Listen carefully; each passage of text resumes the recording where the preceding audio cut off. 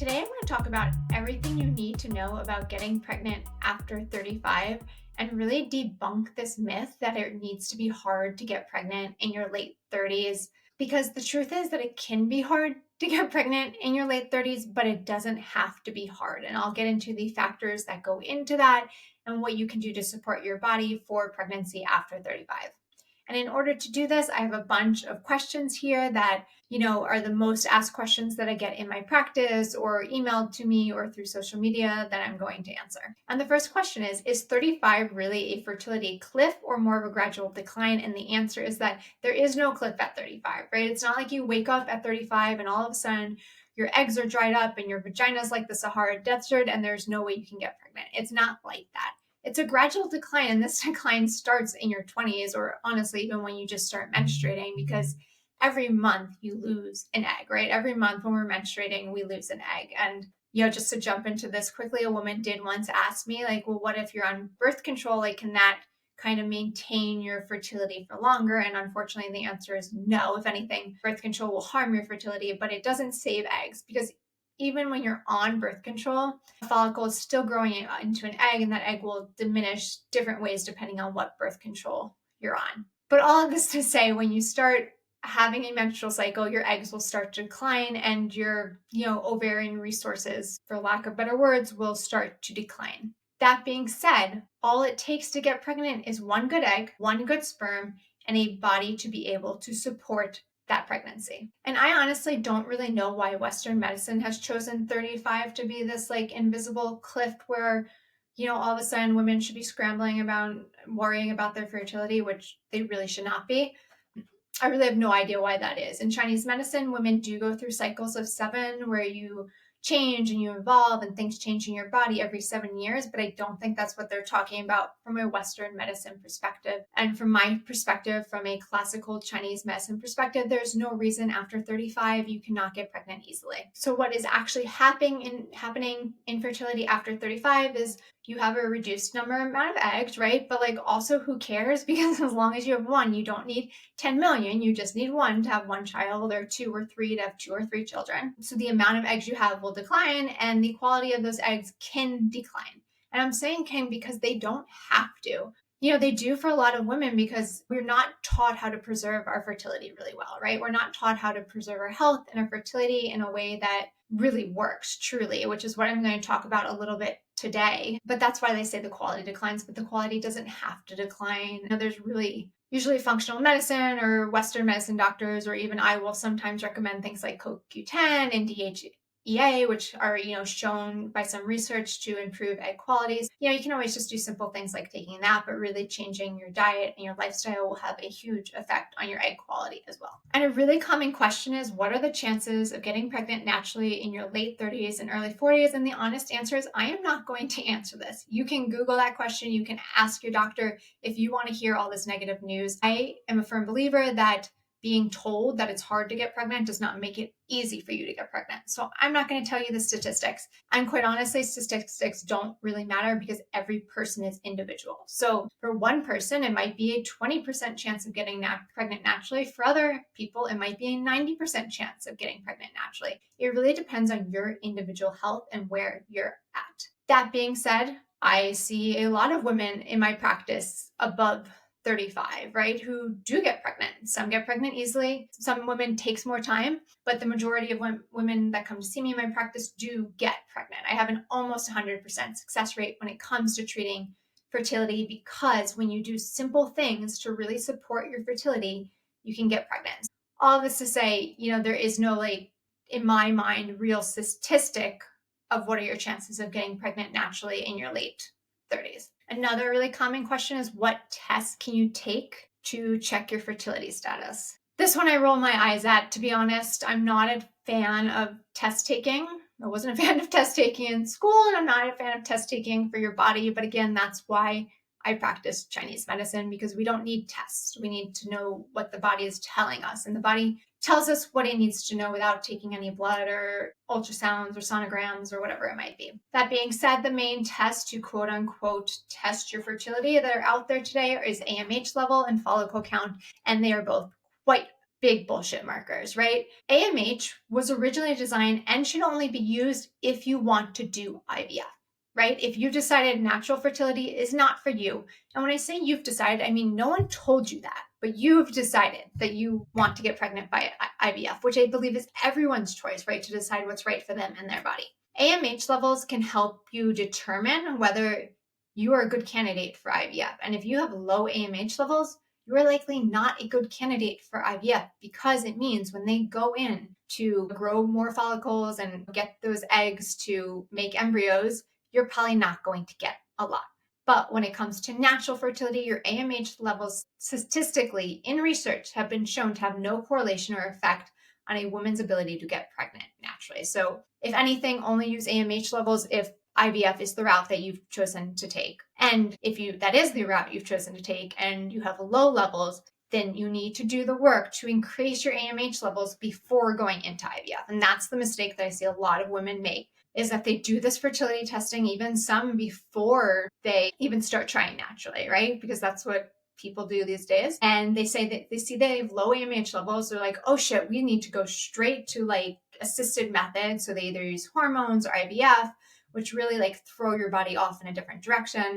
And then they still really struggle to get pregnant because their AMH levels were low in the first place and they weren't good candidates for IVF. So yeah, that being said, I'm not a fan of fertility testing. Another one is follicle count, where they go in with an ultrasound to just, see how many follicles you have every month. Again, it's not a real good predictor of your fertility. And I can't explain this from a Western medicine perspective, but I can tell you that those numbers can change, that your AMH level, which is supposedly measuring your ovarian reserve, which does not change to my knowledge, and your ovarian reserve, your follicle count, they can change. And I know that because I've seen it with patients who have gone this route, that their numbers have changed, their AMH has increased, and their follicle count has increased. All those can be improved through natural measures, but all of this to say, if you do get your AMH levels done or your follicle count done, don't let that to be the end of the road to you, right? Like, don't allow that to put you in a negative mindset. Just allow that to be information of things that you need to change and adjust in your life to increase those levels. So next is, how can women cope with anxiety and pressure around this fictitious biological clock? And my answer to that is, forget that there's a biological clock. I mean, it's honestly just so silly these days and this day and age to think about a biological clock. There is a biological clock, right? Like, women eventually will all go through menopause, and at that point you cannot get pregnant, right? Like, that's life. But up through like your early 40s, I mean, some women even their late 40s, it really depends on your body and your health and your mindset. But there's no biological clock for women in their early 30s, middle 30s. It's just not there. A lot of women end up freezing their eggs because of this fictitious biological clock. And I think it's actually, if you've done it, you've done it. But I personally think it's kind of silly, because from what I've seen of the women who have frozen their eggs when they were younger, they don't end up using them, either because those eggs, once you put a sperm in to create an embryo, just don't work, right? Like, they're not viable embryos, or because they realize that they can get pregnant naturally at whatever age they are. So just something to consider there. But I don't know, there's no way to cope with anxiety or pressure about the biological clock except for to just forget that it's there, because it's not. Okay, so this is my favorite question. Can lifestyle changes boost fertility and elongate fertility, right? Like, allow you to be fertile in your late 30s, early 40s? And which ones are most effective? And to this, it's a big, huge, screaming, flashing yes. Lifestyle changes can make a huge impact on your fertility and the longevity of your fertility. So let's get into it. So at the beginning, I said you need a healthy sperm and a healthy egg and a healthy environment to grow another child, another human in your body, in order to get pregnant. So let's break this down. I'm going to talk mainly about the egg and the environment in which it lives, because this is a women's health podcast. So I'm really mainly focusing on the women's aspect of this. But that being said, everything I say really is the same for the sperm as well. So in order to have a good environment, a viable environment to grow a human, right? Because that's what pregnancy is, to grow a human, to maintain a healthy pregnancy, our body needs a lot of resources. And these resources are blood, actual physical blood throughout our body. When we get pregnant, our body needs to be able to double in blood volume. And this blood doesn't just come out of thin air. Our body needs those resources in reserve to be able to do so. Number two, a big resource is thin fluids. Thin fluids is really the basis for your body being able to create blood, which is a substance in your body, right? Your body needs something to create something. It needs substance to create substance. So thin fluids, hydration, and the other is thick fluids in our body, which in Chinese medicine we call yin. And yin is thick fluids in our body, anything in your body you can weigh.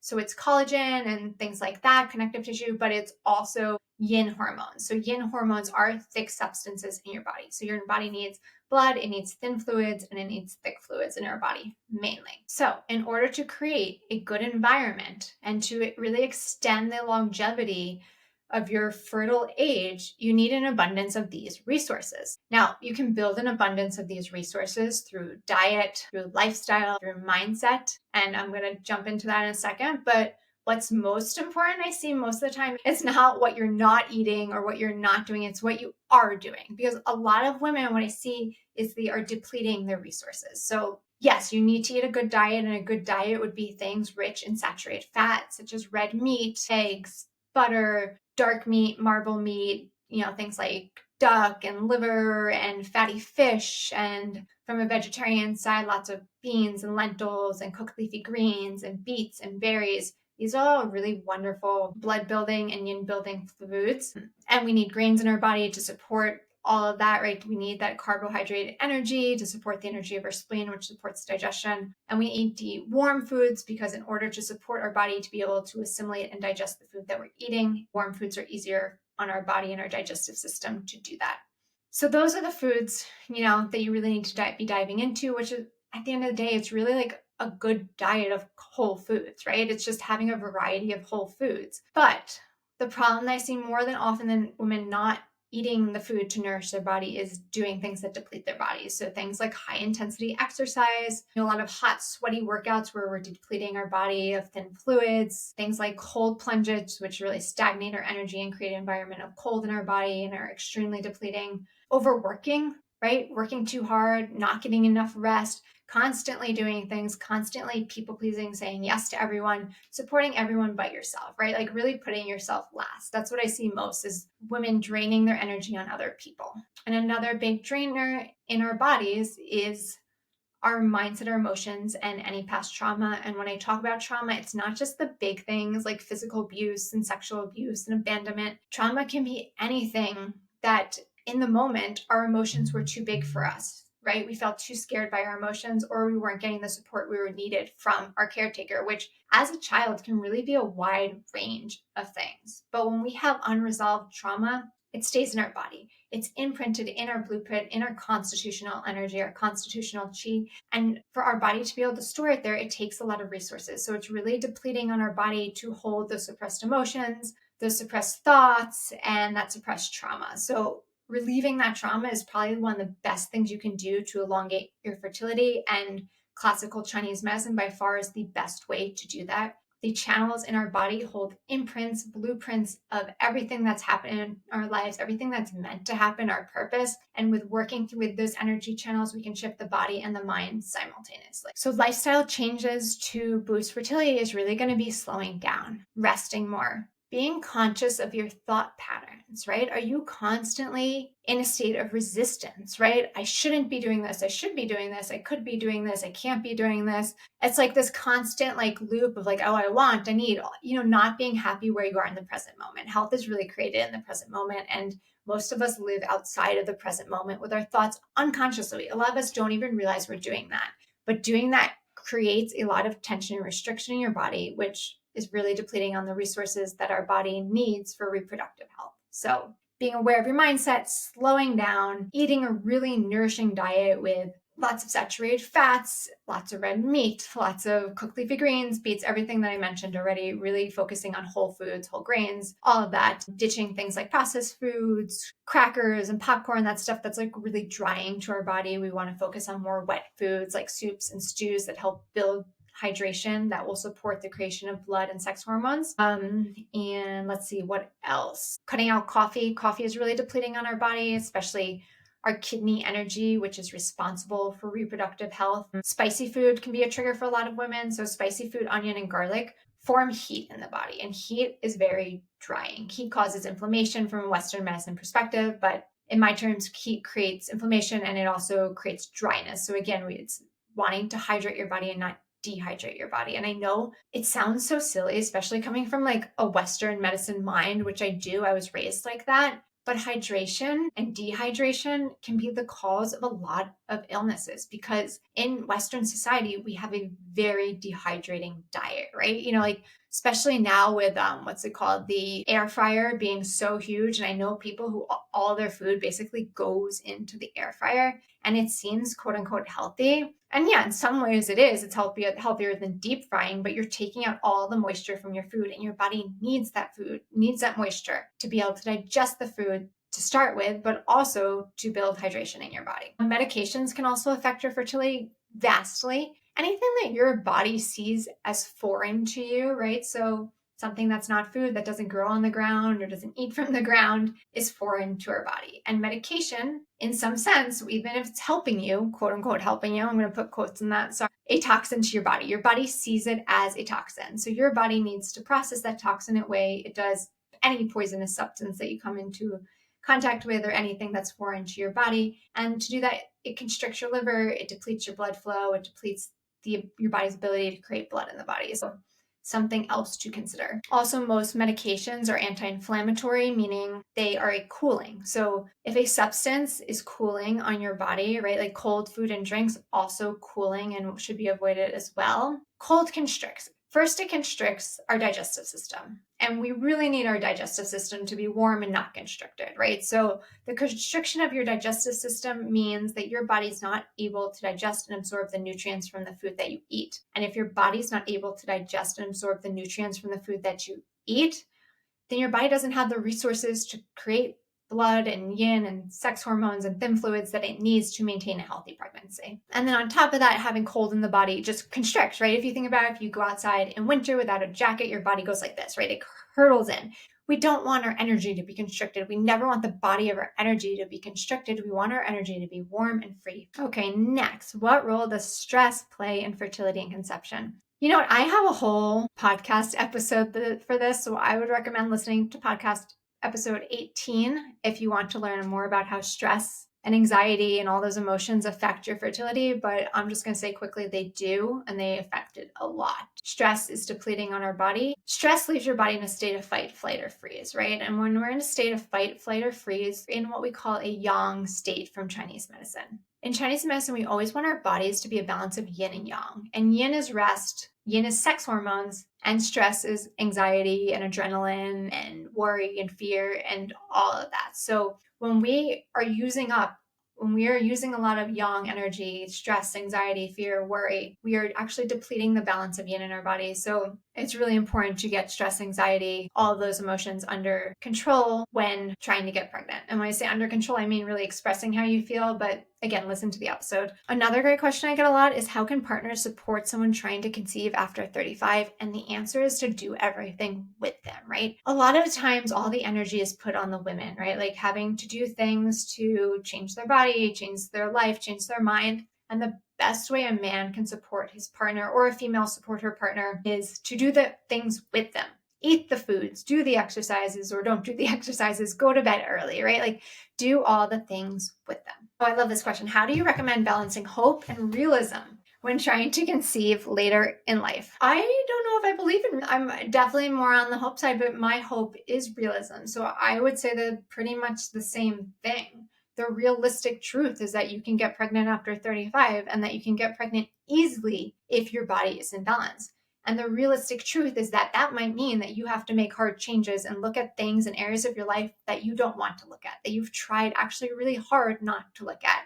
But this is the time to look at it. And so that's my realism, is that there's 100% hope in getting pregnant and trying to conceive after 35. But the realism is that you might need to make changes, and they could be changes that you don't like to make. You know, a lot of times I get women coming to me who work out 5 to 6 days a week, high intensity workout, and they love it, right? Like it's their social activity, it's their quote unquote stress relief. It it feels good to them. But that is also extremely depleting on the body and is causing their body to not have enough resources to maintain a healthy pregnancy. So it's really looking at your activities in your life, your mindset, what you're eating, and everything. When should someone consider seeing a fertility specialist? I think this is individual to everyone.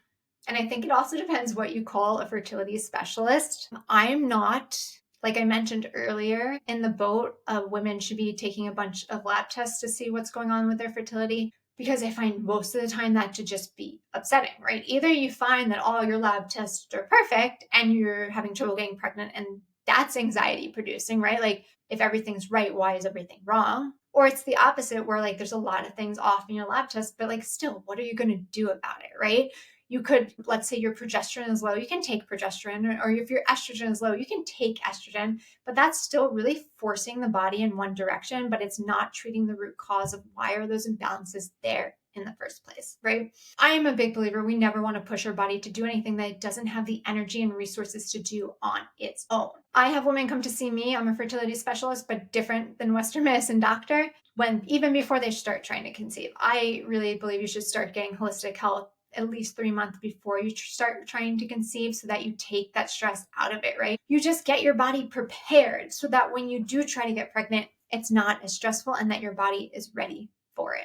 That being said, you can see a holistic fertility specialist or any fertility specialist at any point that feels good to you. I just recommend not waiting too long, because that is oftentimes what I see happen is I will have women come to me after already trying for 6 months or a year, and their hope is low, their mindset is in the gutter. Like, there's just so much more work to do at that point. And then there's like the timeline, right? Like this timeline that women have in their head. Well, I've been trying for a year. Now I have to go to IVF, or we don't want to even get to that point. So I think it's best to see a holistic fertility specialist as soon as possible. And the last question is, what would you say to someone who feels like they're running out of time? And my answer to that would be, you're not running out of time. Unless you're 47, then you might be running out of time. But this is podcast for over 35. So let's just say, 35, 41, 42, you're not running out of time. If you are trying to have a child now, you're not running out of time. You just might need extra support. So get that support, right? Don't wait. No one needs to do this alone. It took me almost 2 years to get pregnant with my first child, and I didn't do it alone. I got support, and I am a Chinese medicine practitioner, right? Like, I know the stuff, but we can't look at ourselves objectively. And it's so important to get help, to get holistic help. That really is why I created my 3-month container called Femergy. You can find the information in my show notes or on my website, but it's really to help support women through their reproductive health in this stage of conception, stage of fertility, trying to get pregnant, and really deep diving into mindset, lifestyle, emotions, diet, nutrition, everything that plays a part in fertility, because fertility is not just like 1 or 2 things, it's everything that's going on in your life. So to women who think they're running out of time, you're not running out of time, but take the steps that I mentioned in this podcast to elongate your fertility, right? To really focus on nourishing your body and nourishing your mind so that your fertility can last more years than you thought was possible. If you have any additional questions that I didn't answer here today, or anything else you'd like to learn about on this podcast, please leave me a message. You can DM me at my Instagram, Manhattan Medicine Woman, or you can email me, info@manhattanmedicinewoman.com. All the information's in my show notes. So thank you. Thank you for tuning in to There She Goes. I hope today's episode helped you see the connection between your emotions and physical health a little more clearly. If you enjoyed the show, be sure to subscribe, leave a review, and share it with anyone who could benefit from this conversation. And remember, true healing starts from within. Let's keep exploring that journey together. See you next time.